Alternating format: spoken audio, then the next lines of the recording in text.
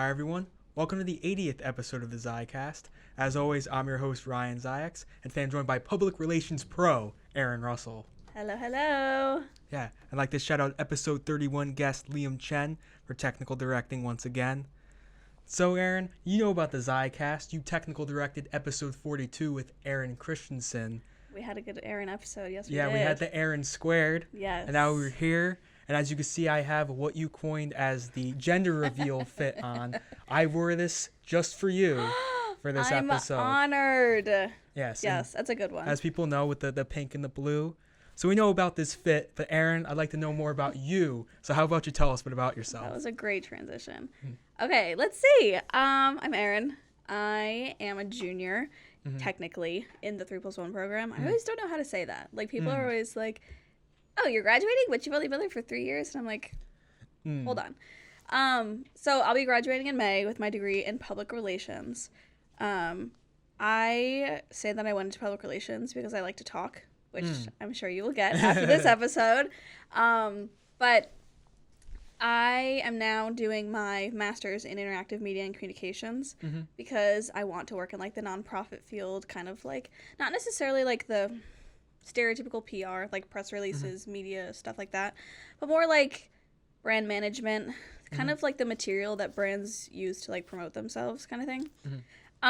But professionally aside, I'm from Connecticut. I grew up in a town that has like 5,000 people. My graduating high school class was 65 people. And so that was really like the same 65 people all 12 years. So that was fun. Yeah. Definitely an interesting experience. Definitely part of why I chose Quinnipiac because it's much bigger. So, but I have a younger brother. I'm a cat person. I'm an Aries. I love coffee. Yeah. And now that you say the town you're from, I realize, so my last guest was Nick Wapaya. You both are from the same town, right? Yes. So Nick Wapaya and I both went to East Granby High School. Shout out, go Crusaders. And he actually like lives down the street from me. So I've known him and his family for years. Like, I know his mom. Like, when he came to Quinnipiac, like, his mom was like, here's my phone number. Like, if I have any questions, can I text you? I was like, absolutely.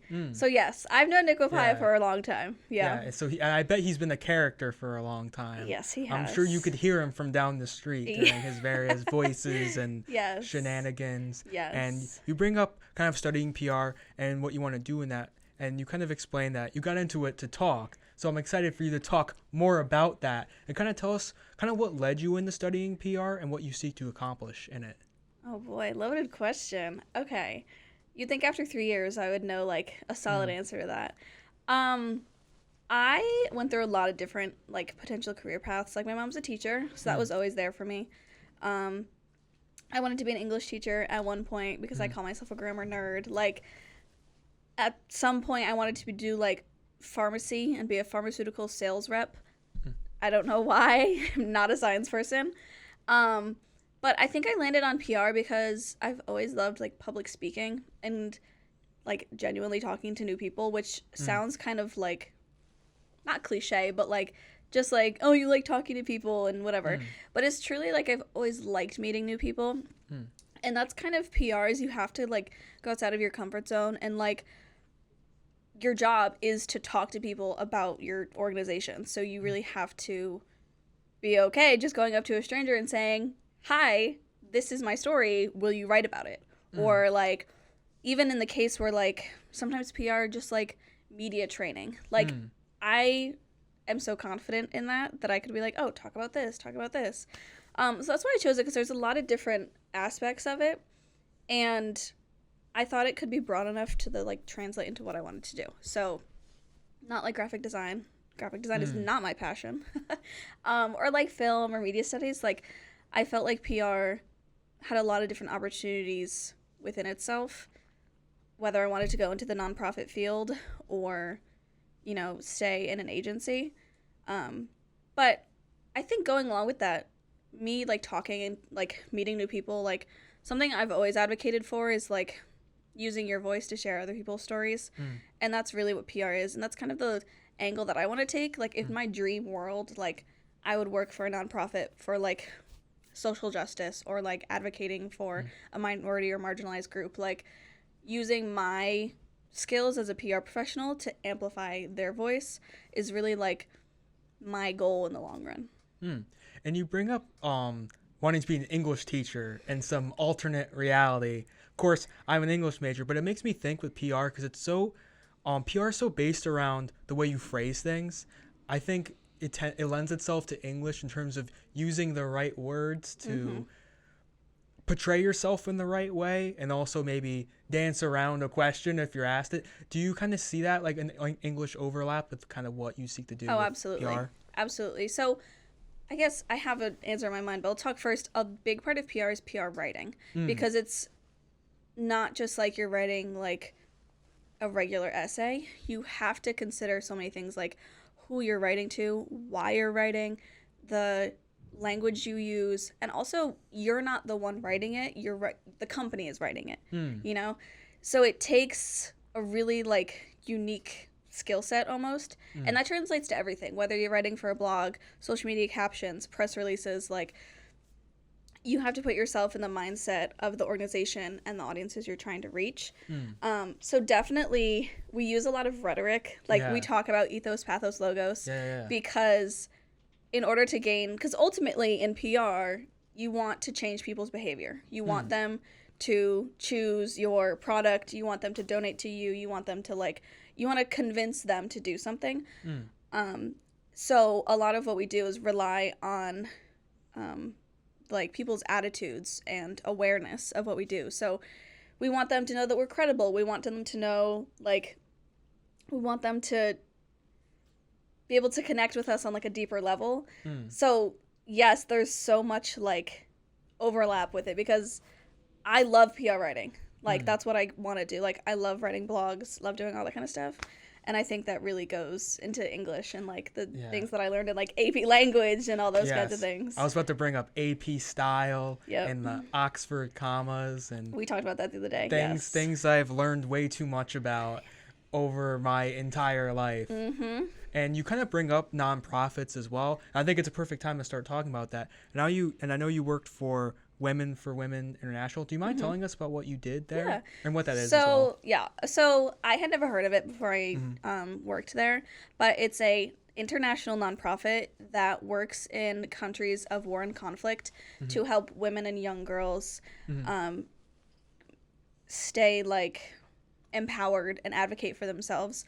So it's really relevant right now because they're doing a ton of work in Gaza and Palestine. But I learned so much too about Nigeria, Rwanda, Sudan, and like the work that they're doing to, you know, create and, you know, advocate for legislation to increase women's rights in those countries, or, you know, teach them how to run their own business. Like they have this program called Stronger Women, Stronger Nations, where they literally teach them like, here's how to, you know, have smart finances. Here's how you know, teach other women about gender-based violence, because that's a huge part of it too. I say we, but the company, the organization has like so many different angles of how they reach people. We have country offices in all of these countries. So like I wrote a blog about a woman from Nigeria who did the Stronger Women, Stronger Nations program, and her like village in Nigeria all worked together to get their own businesses because their husbands wouldn't let them. They wouldn't let them sell their things in the market. So with the knowledge that they learned in the program, they were able to make money for themselves, really create, you know, who they are outside of the house, because in those countries you see a lot of women just being mothers, housekeepers, things like that. So really advocating for women's rights and making sure that they're informed to lead change on their own. So in my internship there, I worked with a lot of materials that we would get from these country offices and write blogs, do some social media content. They really try to capitalize on like women's successes too, to kind of like connect to like people that you would know and then people in these countries. So like we have ambassadors, we have like events that they hold in like New York with like different fashion organizations, things like that. But also on the other side of it, like really doing like research on the statistics of these women. You know, how many of them are above the poverty line? How many of them are illiterate? How many of them have had children before the age of like 15? Things like that. And it was just a really inspiring time for me because I was sitting, you know, in the comforts of my own dorm, working remotely, reading stories about women whose husbands didn't understand letting women like take control of like their own like business or their own life, how that's not a threat to their marriage and it's not a threat to him. Or so I felt so grateful to be able to be writing about these stories and like getting to know other perspectives in other countries, because I'm grateful to, you know, be in college right now. I can drive, I can vote, like all of those things. And it was just a really surreal experience to be helping these women, you know, better their lives. And I think that really feeds into what I was saying before, that like my like lifelong goal is to use what I have as a woman and like raise their voices, like to highlight their stories and their perspectives. And you did this by writing blogs, kind of like you mentioned before, and bringing in all of those writing skills in this kind of like social impact way, and also mentioning like opening your perspective too, and that like you said, like being in your dorm but like seeing everything that's out there.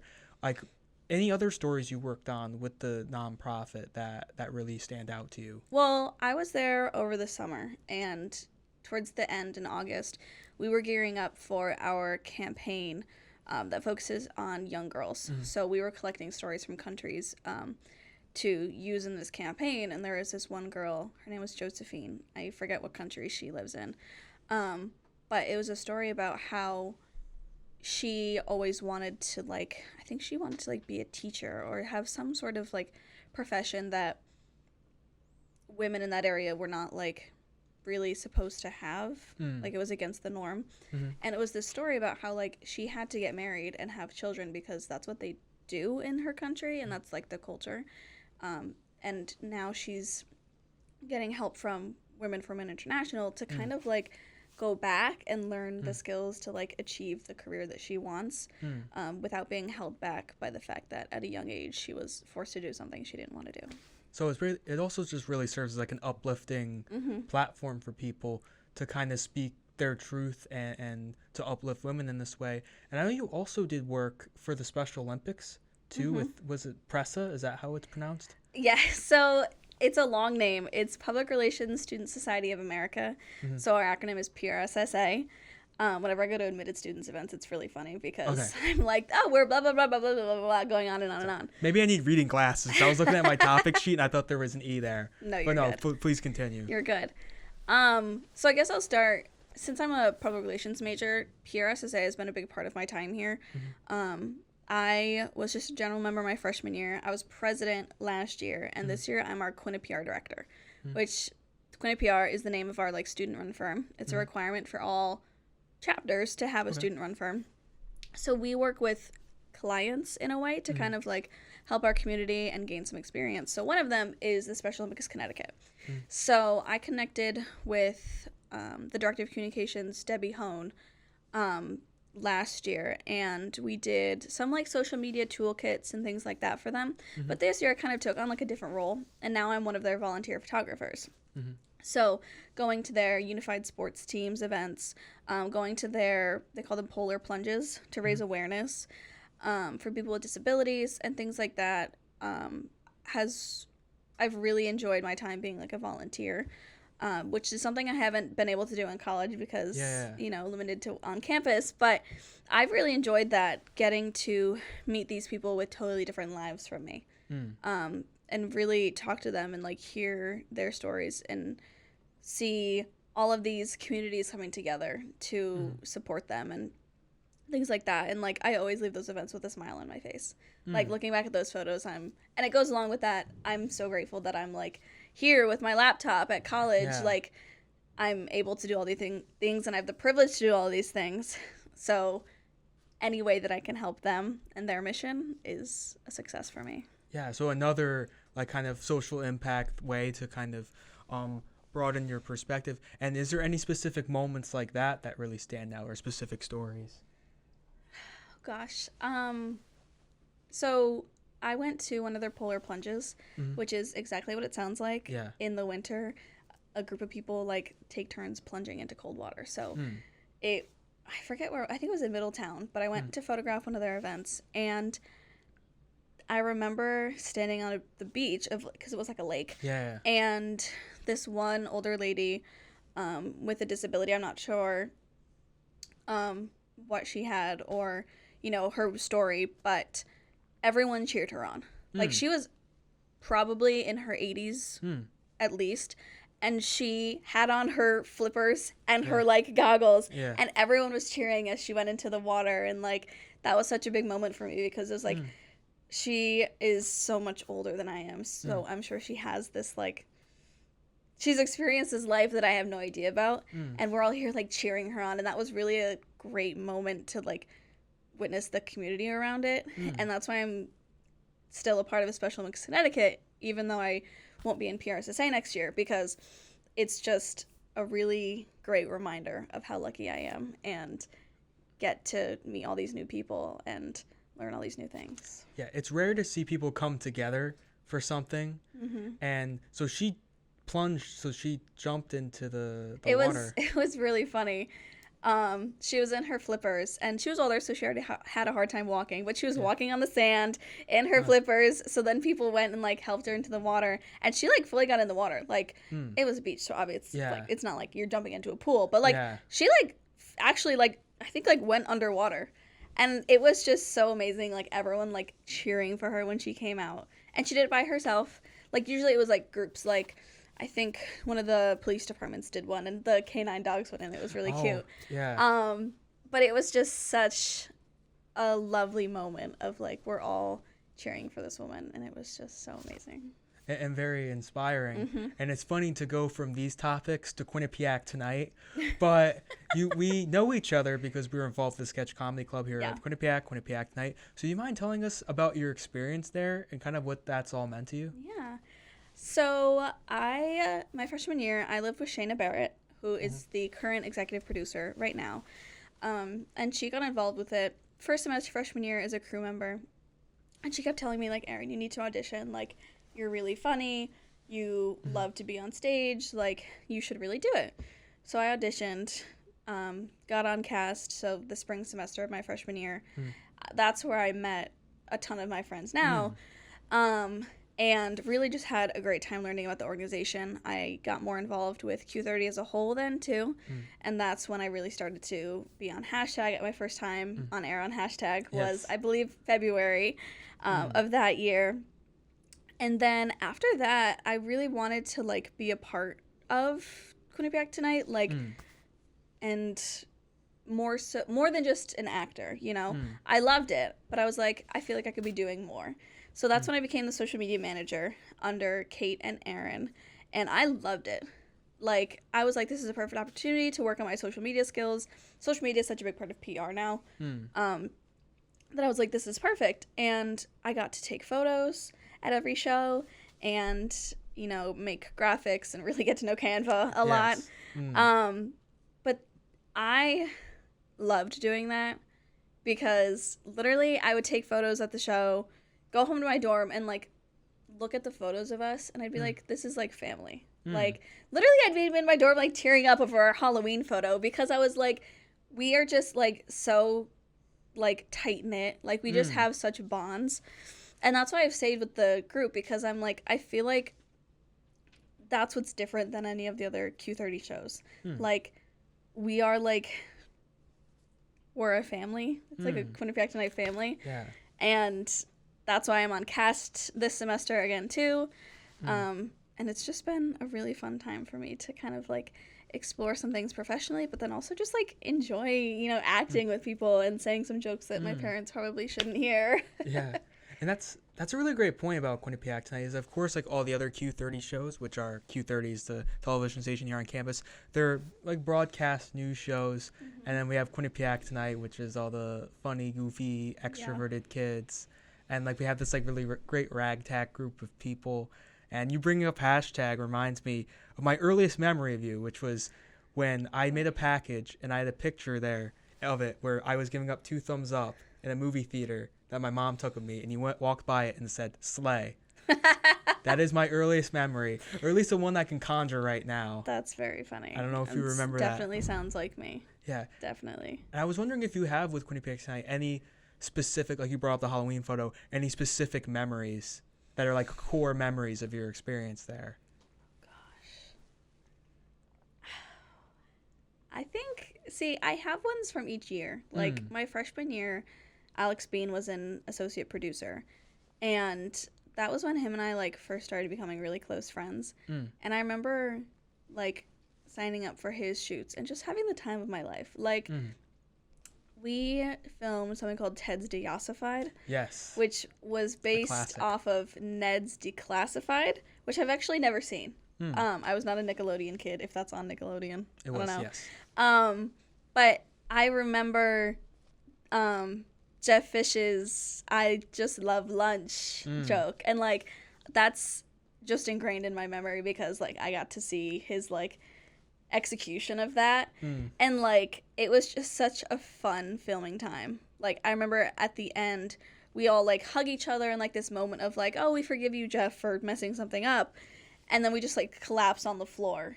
And that's just, like, that shoot was just so, like, heartwarming to me. Because it was like, wow, I've, like, found these people, like, oh, my goodness. I guess my sophomore year when I was social media manager, there were a whole bunch of things. And maybe this is too broad, but I really love taking photos because I was a part of this organization. I was part of the club and, like, really dedicated to it, and I still got that, like, audience perspective too, because I'd get to sit in the front row and I would take pictures of people, and that was such an interesting angle for me because I had this, like, proud mom moment almost that I was like, oh my gosh, my friends are doing so good, like, they're being funny, the audience is laughing, and that overall, like, I loved having that, like, way of connecting with the cast members. And, like, I continued Meme Mondays last year after Grace Parisi. Yes. And that was truly so fun because I would post it and everyone would, like, be commenting on it and, like, reposting it on their stories.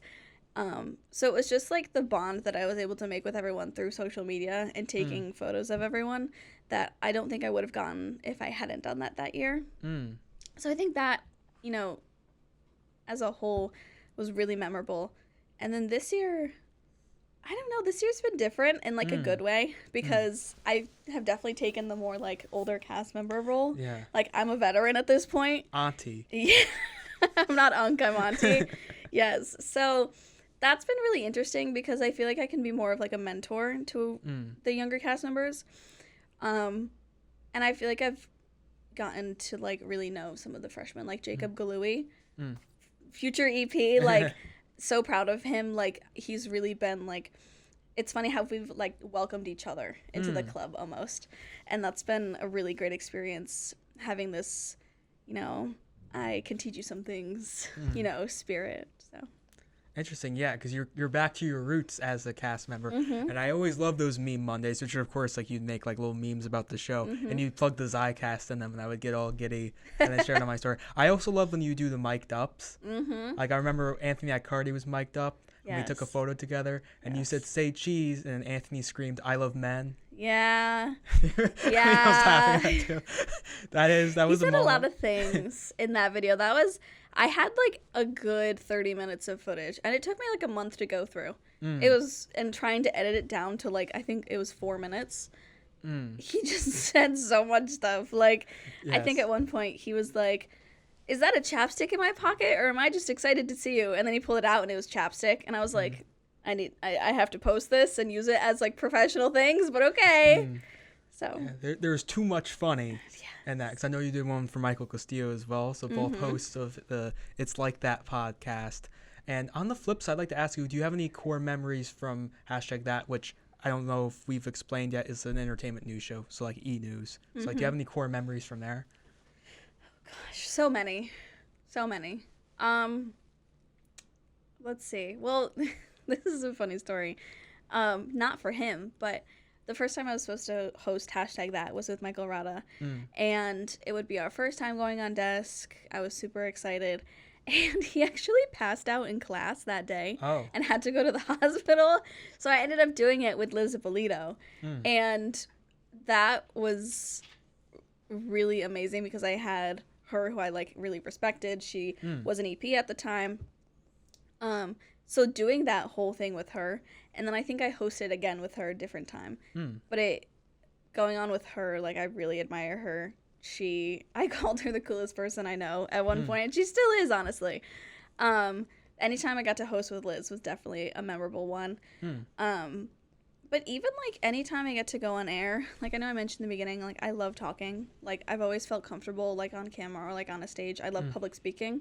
So I love that I've gotten the opportunity to do that more on hashtag and really narrow it down, whether it's what in the world, talking about international entertainment news or, you know, social media trends that are going on right now. I've loved working with everyone on that staff from freshman year to now. Yeah. Living like Liz. Yes, and you've always fit the style of hashtag, being very upbeat and bubbly and very Erin Russell. And so we've gotten into the work you've done, your passions, but I'd like to get into more about you personally. So how about you tell us some things people might not know about you, like fun facts? Oh, gosh. Some things people might not know about me. See, that's kind of tricky because I feel like I'm an open book. Whenever it comes to, like, playing Two Truths and a Lie, I'm like, I have nothing because I tell people everything. But if I had to say a few things that people don't know about me, I love to travel. I've been to Iceland and I've been to Costa Rica. So on my bucket list is to go more places. And, you know, I'm learning Spanish right now. I've been doing that since, like, 6th grade. So I really want to visit, you know, Spain. I'd love to visit, like, Argentina. I'm hoping to go to Guatemala in the spring with one of Quinnipiac's faculty-led trips. Oh, wow. So probably that angle, which honestly I feel like you could guess with my whole, like, lift other voices and other perspectives. I'm trying to think of other things. My goodness. I don't think I have anything, genuinely. I think I tell people, like, everything. I love Brussels sprouts. Brussels sprouts. Yes, my nickname, the nickname I was given freshman year was Erin Brussels Sprout because my name is Russell. Yes. That's very cute. Yep. And perfect. Yeah, learning Spanish. C. Yep. So, I'm on my way there. Nice. And so kind of continuing that forwards, I'd like to ask you, what's one thing you love and one thing you strongly dislike? Okay, this one I thought of. I have a few different answers. I hope that's okay. Something I love, iced coffee. Okay. Absolutely love iced coffee. Funkles down the street from us in Hampden. They have a really good salted caramel iced coffee. Love that. That's my go-to. Sometimes I say that when I have adult money, then I'm going to buy an espresso machine. So not meal points. Can I bulk order an espresso machine? Is that me espresso? Okay. Oh, I love Sabrina Carpenter. I love Sabrina Carpenter. Her, Chapo Rome, they're my go-tos. What else do I love? I really love the outdoors. Like, it's nice weather outside, even though you can't tell. But I love hiking. I love biking. I rhymed, not on purpose. But anything with, like, getting outside. I play tennis, and I played competitively in high school. And I loved the, like, spirit of the team, but also just being able to, like, be outside. I got such a good tennis tan. But things that I don't like, things that I strongly dislike. Picky eaters. Okay. And that is not a dig to anyone that I know personally. But I was always raised, like, you're going to try it. And if you don't like it, that's okay. But you're going to try it. And so people who, like, get kids' meal chicken tenders at a fancy restaurant, I'm like, what are you doing? Like, I was the kind of person that when I was, like, 10, I'd be ordering off the adults menu. And my parents would be like, are you kidding me? Like, that's more expensive. Like, things that I don't like. Oh, I don't like the snow. I could never live any more north than Connecticut. Not a big snow person whatsoever. I hate shoveling. I like the look of it. Like when it's like nice and pretty. Blizzard? No. No. I've never skied, never snowboarded. Like I'm not a big winter person at all. So, but yeah. Yeah, I used to be a big winter person back in the day, but not anymore. Not after going to Los Angeles. It's burned it out of my system. Mr. LA over here. Yes. I know. Hollywood Zicast. Yes. But no, I agree with the picky eater thing, because I feel like in always in life you should be open to new experiences. And if you don't like it, you don't have to eat it again. So and that's why people are always... Boo. I'm ordering the Scooby-Doo off the menu every single time. if they have like the kids like meals that are named after a character, like I'm sorry, I'm getting that every time. I have to respect that. They get Scooby snacks. That's true. But it goes back to how my favorite foods are like Brussels sprouts and chickpeas, and like people are always like, you like Brussels sprouts? And I'm like, yes. Like, give it to me. Yes, please. So I brought up Scooby-Doo, so now we're going to continue to solve the mystery of Erin Russell. I had to ask you. That was an MKF tier toss right there. That was a good one. I love how you were laughing at yourself as you said it. Yeah, well, Liam started laughing, so that prompted me to laugh. And that reminds me of, so recently on the hashtag that, we were talking about the movie Sinners, and Aaron Christensen delivered the line, "Sinner, sinner, chicken dinner," as written by Michael Katz-Flynn. So that's an example of the tosses, like a toss to story that he would write. So I'm going to toss to you telling us your hopes and dreams professionally or in general. I was like, where is this going? Like, where is this leading into? Let's see. I feel like I've talked enough about my professional, so we'll go with my personal goals. Let's see. And this is kind of, okay, this is now bleeding into professional, but I want a job. Okay. First of all, I feel like everyone at this point would be ideal. Love to like live in the New England area. I could see myself moving to Philadelphia. That's where my boyfriend lives. But even just like, I think in the future, like really embracing like the skill set that I have. Like I feel like right now we're still in the like learning phase. So for me, I really want to have a successful career where going back to professional, going back into that like confidence phase, you know, things like that. And I guess honestly, that's another like hopes and dreams is that like I've always been very like academically motivated, like always like very much like got the good grades in school and stuff. So honestly, like, and I'm still working on this, but like separating, you know, my professional life from my personal life, which in the PR industry can be tricky because you really need to be on the clock all the time. Yeah. Like if your company has a crisis, like you need to be responding to that on social media. You need to be releasing press releases. You need to be, you know, getting your CEO ready to make a statement on the news, things like that. But really trying to like, honestly find more hobbies. I've really got into coloring lately. So really just like I think finding who I am as a person, which is a lifelong journey, but kind of like really moving on from this like learning stage to kind of like I can do whatever I want, well, within reason. But like getting to that point where I can really explore other options. Yeah. I want to do that too when I have more time to pick up on more hobbies. And yeah, like even being PR, that's interesting because I've talked to a lot of reporters and it's a similar job where it's like they're always on the clock where something might happen and they have to jump in.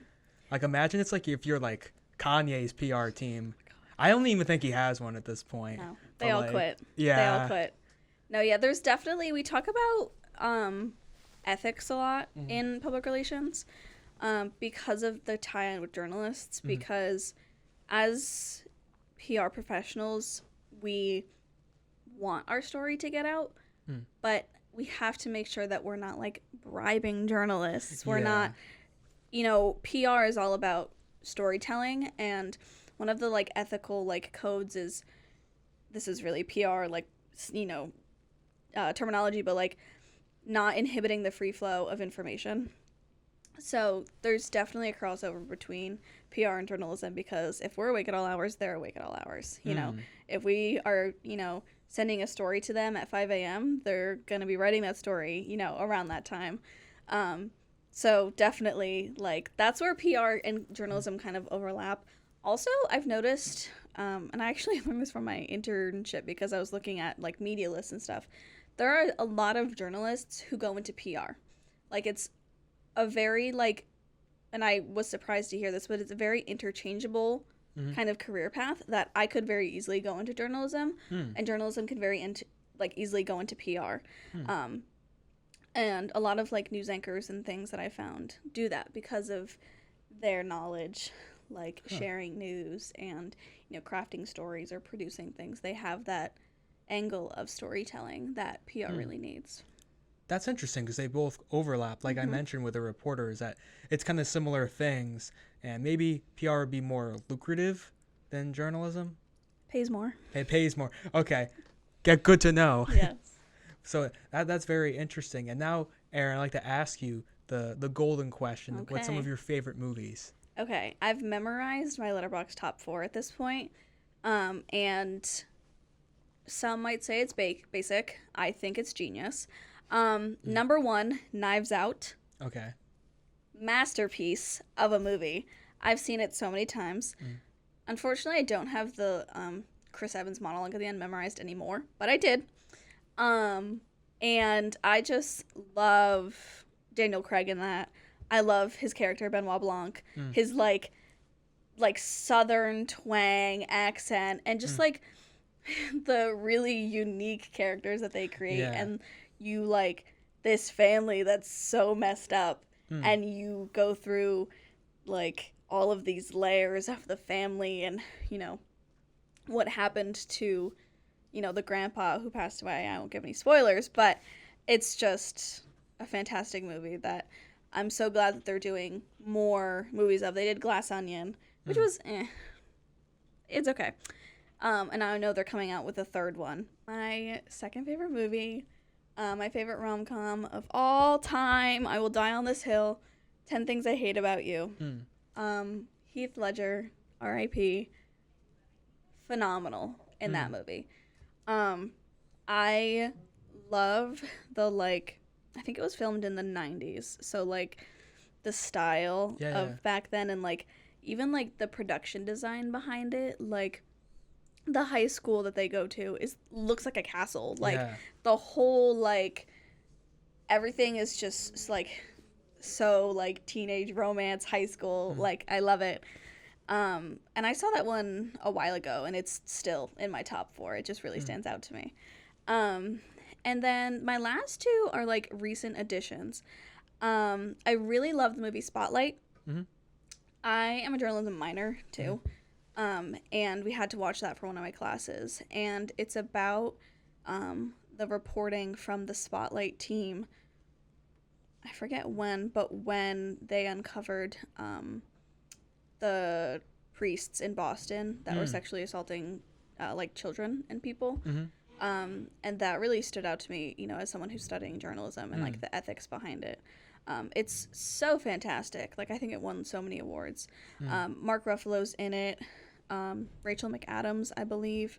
But truly a wonderful movie about what it takes to be a journalist. And they're really on the clock, like how we talked about that. Like, they're probably not getting paid enough as they should be, but like going to people's houses, searching through, like, at that point they didn't have online databases, so they were just like going through like cabinets full of things. And it was just such a impactful movie on like a societal level, but also really amazing filmmaking. And then my last one, I don't know if you've seen it. If you have, you know what I'm talking about. Barb and Star Go to Vista Del Mar. And I watched this with Alex Reed and Michael Rada recently. It's with Kristen Wiig. Kristen? One of them. Do you know, Liam? I don't know. If you're watching, I'm sorry. And then her writing partner, Annie something. They wrote Bridesmaids together. But it's this really, really zany movie of these 2 single ladies who are best friends, and they go on vacation, and they're like fighting these evil forces, and it is just so funny. Like, I was literally laughing the entire time. Highly recommend if you have not seen it. It is hilarious. There's so many like lines that you're just like, what? Like parts of the movie don't make sense, but it's just filmmaking, and you know, like that's just the story. Like at one point they're in the middle of the ocean and they come back to shore because this like magical wave pushed them. Things like that. Yeah. So, but yeah. That's a fun top 4, and I get to talk about 10 things I loved about this episode of the Zicast. I'd like to thank you so much for coming on, Erin. Of course, thank you for having me. And do you have any motivational words or plugs you'd like to give or anything you'd like to leave the audience with before we go? Oh gosh. Honestly, this might be a cliche, but be yourself. I think in high school, going to school with like such a small group of people, like there were really these like, you have to be this, you have to say this, you have to believe this. And now that I'm in college and kind of like getting the opportunity to explore new things, like that's something that I've really embraced. Like don't hold yourself back, really. Like I feel like you are your own worst critic, you're your own worst like enemy. So really like be yourself and be confident, because I would not be where I was. I would not have been president of an organization if I hadn't really like embraced, you know, who I am and, you know, the leadership skills that I have. Like I would not be in Quinnipiac tonight if I was not myself. Like I think so much of it comes down to, you know, what you are capable of and really believing in yourself. Yeah. I feel like the overall theme of this episode is that everyone has a story. You don't know how bad I've been wanting to say that. Every time you say story, I'm like, oh, say I that say again. storytelling. He's like, what? He's on the edge of his seat. Yes. And I'd like to thank you for coming on and sharing all these inspiring stories. And it was great to see you be able to kind of promote these platforms that you work for and the work you've done for them. So thank you so much, Erin, for coming on the show and sharing that, and for always bringing fun energy. You're a Quinnipiac icon. Yes. It's all in love. Yes. The Zycon. You are a Zycon. Yes. I feel like that's a perfect place to wrap this up. Yes, it is. So as always, this is Ryan Zayaks with the Zicast, where everyone has a story, signing off. Thank you so much for watching.